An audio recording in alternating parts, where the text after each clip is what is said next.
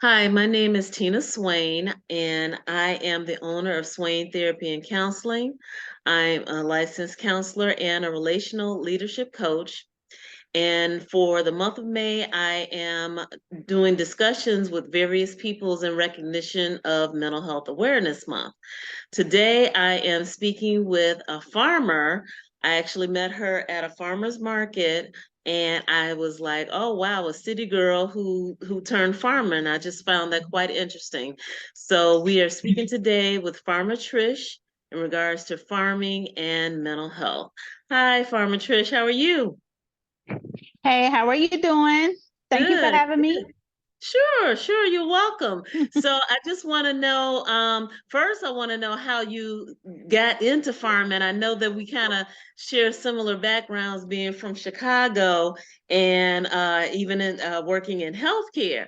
So I'm just curious, how did you take that and start farming? I'm just, how did that all start?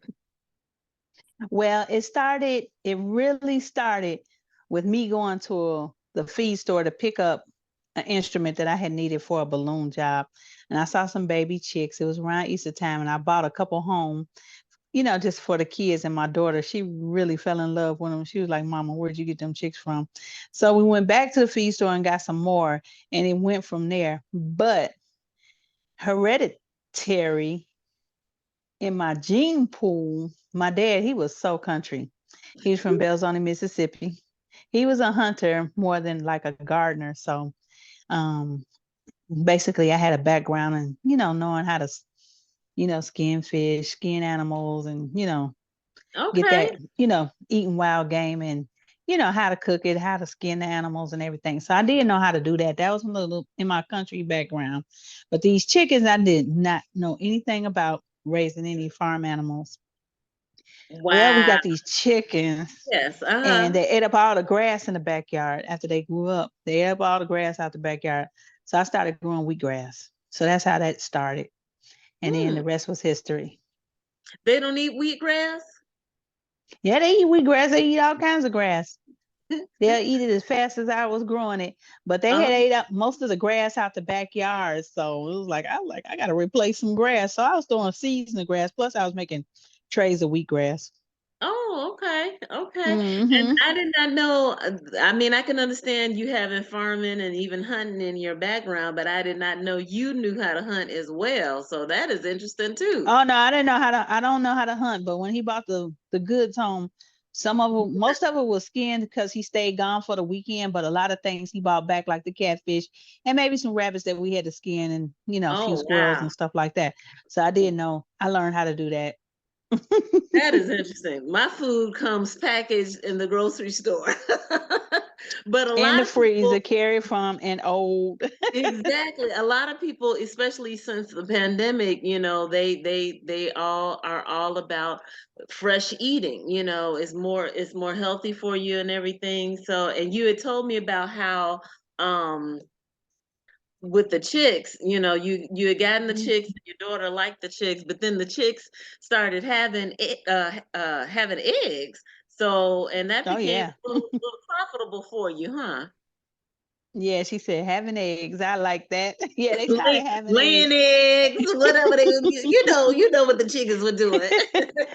And it Yes. was so funny because, really from Chicago, I really didn't know what that whole concept was all about before they started laying eggs. And somebody was like, well, what are you gonna do with them chickens? I was like, I'm looking like I don't even know. Cause at first they was in my living room for a long time. I'm got this, nice living room furniture and you got chickens in the living room. It was so funny. But they were like, what are you gonna use them for? Eggs or what? And so I just really never thought about what I was gonna use them for. Didn't even realize it didn't even dawn on me that they were gonna lay an egg pretty soon. So and so many people have different misconceptions about the laying egg process, period. So they think a rooster needs to be present for a chicken to lay their egg. They don't realize that a girl chicken, which is a hen, lays an egg every day from 6 months on to she passes Now, wait a away. minute. Wait, She wait, wait. You mean to tell see. me a rooster is not necessary for an egg? Really? No, just like us, we lay eggs. True. True. Mm-hmm. But their eggs come Wow. out. Ours stay inside. And if it's not fertilized, it just disperse. With the chickens, they lay their eggs is either fertilized if a rooster is around and it'll Mhm. come out fertilized, or it just sits there and if it's not fertilized, Mhm. it'll just come out and nothing's gonna happen with it. So and those are the Wow. better, yeah, those are the better ones that we eat. Oh my goodness. Now you have just educated me. I'm paying, I just eat the eggs. I don't care too much about what came first, the chicken or the egg. I don't even think about it. I just, I'll eat some chicken, I'll eat an egg. I never thought about the whole process in between. And even Yeah. in the summers with my grandparents, I would go and get the eggs from the chicken coop and stuff, but I didn't pay attention if it was a rooster in there or nothing. So Yeah. okay, that's Yeah. interesting. Interesting, It interesting. is. It is very interesting. I So learn stuff every day. Still learning yeah. stuff. Wow. So you've been doing this for a while? I've been doing this since 2015. So yeah, Okay, okay. And I a know good that while. you're in the Dallas area, and I know that you do the farmers market, because that's where I met you, was at a farmers market. Yeah, So I that's stay in the inner city of Dallas. hmm And I call my house place a urban farm because I stay in a residential area. I maintain about 100 birds in my backyard at a time. They're not always 100, but it's only three back there now because I've been selling off a lot and haven't replenished. But I just haven't. I've been doing some traveling and stuff, and I haven't had time to hatch out any eggs or anything. But I try to maintain chicken, ducks, and quail, not for wow. pets, but to rotate on out, whether the people Mhm. want them live meat Mhm. or, for duck eggs or chicken eggs or quail eggs. 100 birds at a time in the backyard, that is a lot. I don't It care. is. It It is. is a urban uh a- um big yard or what have you. That's impressive. So I'm just Hmm. curious. And I know, you've been busy with your farming and everything, and your Yeah. animals and stuff. So I was just wondering, since this is Mental Health Awareness Month and we're talking about, mental health, what if anything have you gotten from being a farmer, or what have you learned from other people that may help their own personal mental health, whether it be if they're suffering with stress, depression, anxiety, or anything more extreme or serious than that. What has been your experience? Well, as an urban farmer, I have, oh, that issue can go in like several different directions. I don't want to keep you all day. But from a farmer standpoint, you find a lot of farmers, they commit suicide Hmm. because a lot of times they'll lose their crops, they'll lose their land and everything, and they'll get depressed and they feel like they have no way out and from losing everything. Because a lot of times they'll take loans out to get these crops started, and a crop will fail, maybe because of weather, Mother Nature, anything, or and it just doesn't come forward or transition like it's supposed to from seed to harvest, and they lose everything, and that might have been like their last straw. So Hmm. you see a lot of that happening in the farming community, and depression a lot.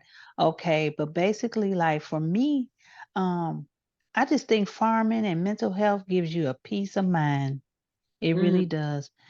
Coming from the city, you look at the country pictures in the magazines and you're like, oh, that looks so good. I would just love to live that life. But, they don't really know the backside of it. But from It's the a work magazine to it. standpoint, oh, it's Yeah. some work to it. So I know for firsthand trying to catch up with me, because like through Yeah. the week I gotta be on the ground running, because Mhm. I'm sitting up there digging up gourd plants out my yard because I usually let the pumpkins and the gourds like disintegrate into the grass. And Mhm. so around this time they're popping up already a plant, and I ain't have to plant any seeds, but I still have to dig them up and put them in a pot so I can take them to market to sell. Mm. So, and Wow. it's work, it's work, it's all work. So it's a lot in the back end, but all in all, it is pleasant, it's stress relieving, it's just is satisfying and gratifying because you know at the end of the day what you have produced, it could potentially help somebody that need another meal on their table. It could Mm. help somebody, just give them something to do to relieve their anxiety. You know, just sticking their hand in the soil is so therapeutic. That's what I was just about to say. In regards to people just working with their hands, it's something Hmm. just satisfying with that. I hear that from Hmm. gardeners as well. It's just, it's something satisfying just getting their hands in the earth and Hmm. being able to reap It's something a lot from of it. Hmm. There's a lot of energy in the soil from minerals that's, transported around in the soil that kind of connect with our bodies and minerals and our energy. And it's just really satisfying. It's addicting. I mean, I could stay in my yard forever. I Mm, really could. I had to make myself come in, you know. wow. So I find that so interesting because I am not a farmer nor a gardener nor I'm just happy. Look, I can turn my camera around. I'm happy I finally got a plant that lasted beyond. Let me see if it'll. My tall plant that's about 4 feet tall. I'm like, oh, she growing finally. Normally my you plants you got they me beat. I'm like, my plants are always so, just so short and they never grow much at all. But that one is about 2 years old, I think, and it's 4 feet and it's getting full and stuff. And I'm always so proud. So that's about as far as I've gotten, but I'm rather proud. Yeah. I'm rather proud Now of it. So, I'm bad at house plants, but I've mhm. tried. I keep trying. I'll get it together. I can do snake plants and aloe, but all the rest of that beautiful stuff like what you grown, I don't Yeah. know. Yes, yes, I'm happy about that. But yeah, you bring up a good point about the farmers and suicide. Now, I haven't researched it or anything, but that's something to look into because that does make perfect sense. If they borrow money and they're not able to pay those monies back because of horrible Crop weather, or the crops failures. don't, yeah, the crops don't Yeah. come up like they anticipated and stuff, and to just, they see no way out. Unfortunately, they just see Yeah. no way out. Do you happen to Just know? like last year. Mhm. Okay. What happened last Just year? like last year when we had those triple digits that came early on, and Okay. it kind of like threw me for a loop money wise. That Going to the heat, farmers some of market. that, Yes. yeah, yeah, People that weren't was coming something else. out. And Hmm. then just think you got things to bring to the market, which I did, and I couldn't get them sold because they reduced the hours down to 9 to 12. And honey, it was so hot, we were all breaking our butts to get out of there. Yeah, yeah.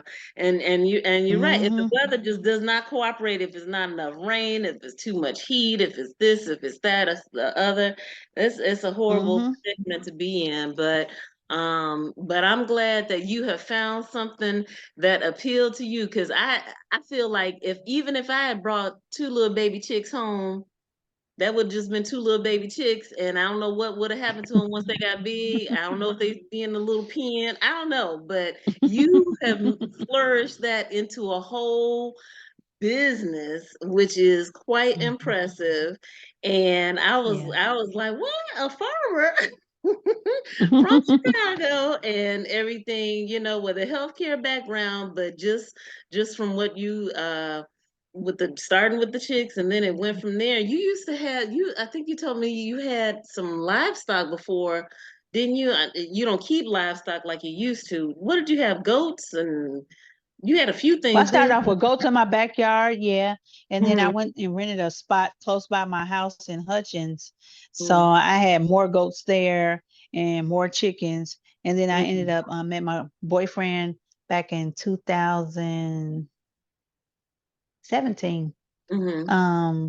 And so we've been involved with each other since then. And I have 4 cows down on his property. I got rid of the goats during COVID because I had to move back to the city, Hmm. and I didn't want to leave him down there caring for the goats because he had enough stuff to take care of. So I Okay. got rid of the goats, left the chicken pen down there, started up a new flock of chickens this way, and just Wow. kept everything going.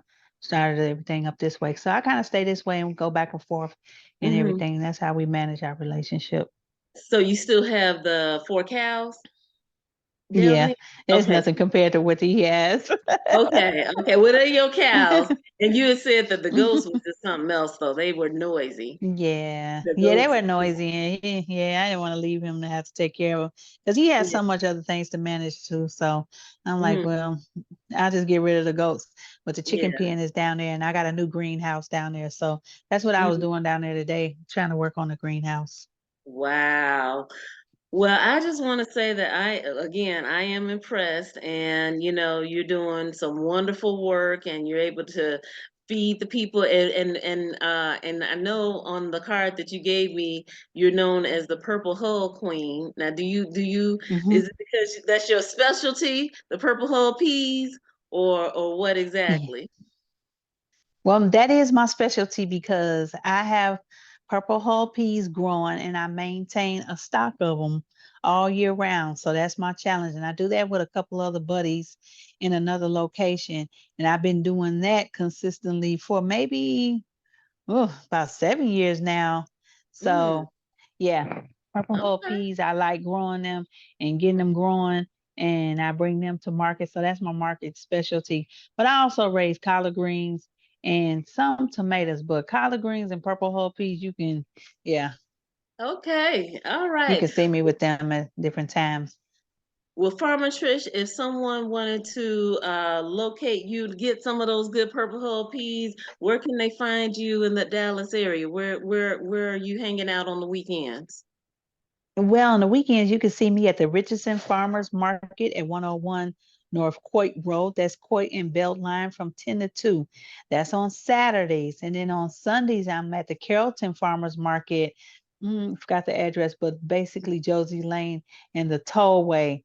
First Sunday of the month, I am at Benbrook Farmers Market out in Benbrook, Texas. And then first and third Saturday, you can catch me at 4 Oak Cliff Farmers Market on Loop 12 and Marcellus Oh my goodness, you Avenue. all over the Yeah, place. so on first and third Saturday, I do two markets, but I'm at one market and my son is at the other one. He's at the Oak Cliff Market and I go to Richardson.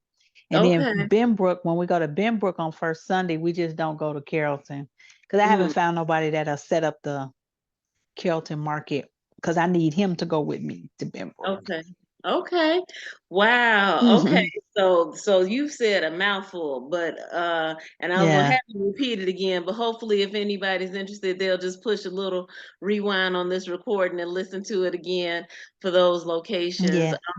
Do you have a phone number or website that you would like to give just in case if anybody's Yes, interested, you can or find me email on address? you can find me on Facebook at the Queen of Purple Hull Peas, on Instagram or Facebook, or you can contact me at 469-855-4138. And if I don't answer the phone, which I probably won't, just text me. 'Cause you Because are I'm busy. always on the ground running, but Yeah. I will call you back. Or Okay, you you can are send me a busy. text and yeah, I will text you. Yeah. I'm a Okay. one man show, a one woman show, Hmm. and I actually get a lot done, but it just, if I had more time or myself clone, it would Hmm. be amazing. But, it's just I'm how it sure. is. And I want Yeah. it to stay fun. So I just try not to let it get on my nerve. Okay. Well, that is definitely the key to if it's something that you enjoy, you don't want to start dreading it and getting Mm-mm. a headache from it or what have you. You want to still be able to Right. enjoy it, and even though there's work involved, you still want Mm-hmm. it to be something that you enjoy doing week in, week out. So again, I just Mm-hmm. want to say thank you to Farmer Trish for speaking to me today in regards to farming and mental health. Again, my name is Yes. Tina Swain, and if you want to contact me, I can be reached at area code 312-210-0571. You can schedule a free 15-minute mental health consultation, or you can visit the website at www.swaintherapy.com. That's Swain, Swain, therapy, therapy.com. Hold on a second, Trish. I'm going to come back to you. Let me end Okay. this recording. Thanks everyone for listening in. Be sure to like and Thank you. subscribe. Okay, hold on a second.